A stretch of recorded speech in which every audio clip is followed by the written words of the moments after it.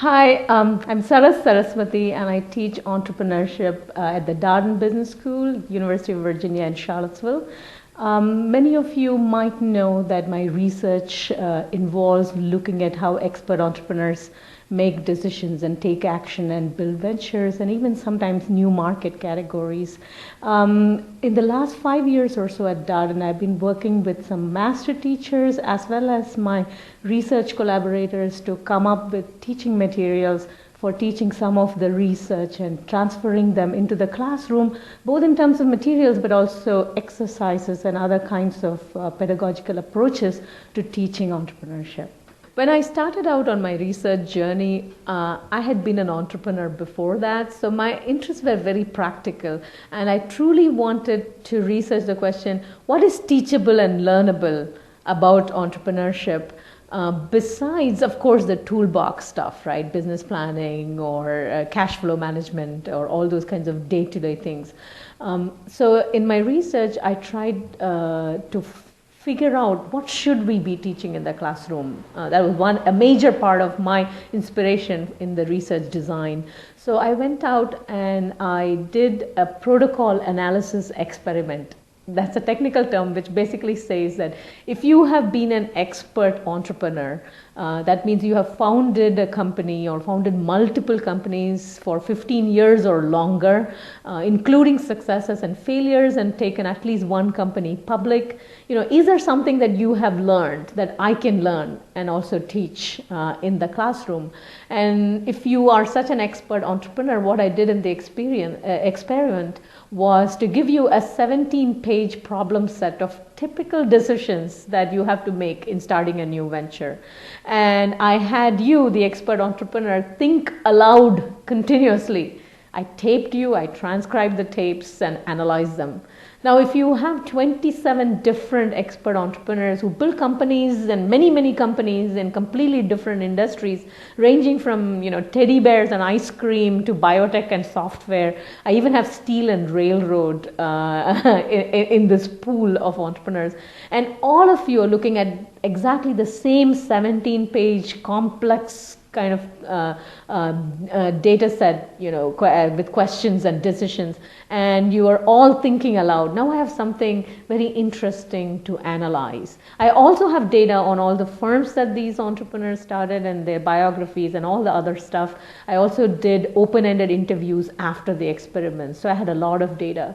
So going in, the null hypothesis was, why should there be anything common across these guys? And they were all guys, by the way, except the fact that they're human beings. It turned out, however, that there was something very strong and common in the way they approach problems, in their mindset in solving the kinds of decision problems that you have to solve in building the venture. And moreover, if you want, in 25 words or less, it turned out that they were inverting everything that we teach in a standard MBA class. For example, say if you take a marketing decision, which market segment should you target? We have a particular way that we teach how to solve that problem. The expert entrepreneurs would invert those principles. So instead of starting with, here is this market, and then it can be segmented in 4 or 5 different ways based on some important variables, and then you analyze which is the best possible segment that you should be targeting. The expert entrepreneurs would do something like, let me go and ask somebody, would you like to buy this thing? And the first person who shows any interest, they just really go after them. And then they try to bring them on board as a customer partner of some kind. And then they think, if this one person, if Elliot loves this thing, there is probably going to be 100,000 other people who love it. So how do I turn Elliot into a segment? And then how do I add segment? And some of those segments might come out of the blue. If you had done a traditional market analysis, you would never have thought of it as a segment.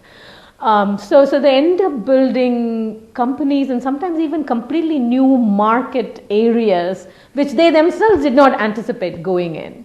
And you can repeat this. You can do this with finance problems. The standard way of doing finance is to try to project cash flows into the future, calculate the net present value, and pick the one with the best positive NPV.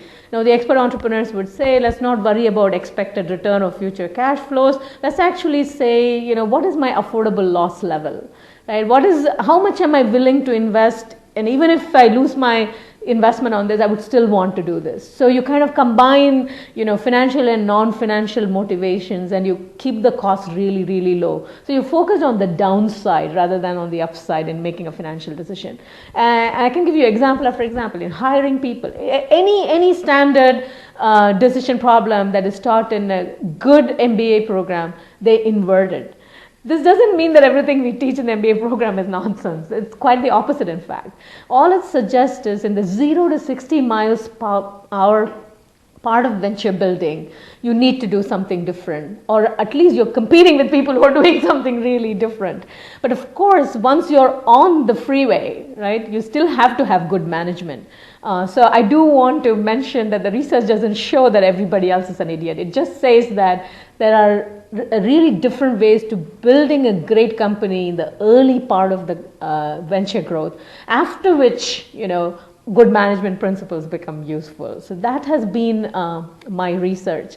So of course it's a challenge to bring it to the classroom. Surely there's a clear implication for entrepreneurship pedagogy that just treating entrepreneurship courses as some kind of small business management or early stage venture management or strategy in a different setting does not work. We really have to learn to face the fact that we have to teach entrepreneurship, which is different from teaching management. But there's also the further challenge of connecting this entrepreneurial thinking with all the other stuff that we do in the MBA program. So in one way, it's great fun, because if you walk in a little bit later in the MBA program, you can just simply use all the other courses and make fun of them and beat up on them and everything. But then you have to seriously take up the challenge toward the end of your own course to connect back. And so that is how I begin to design courses in entrepreneurship that truly teach entrepreneurial thinking as opposed to good managerial thinking. But I teach them as two toolboxes. And the challenge for the students is to learn to figure out which to use when and to what extent and so on. So there is a direct connection between the research book and pedagogy, thank God.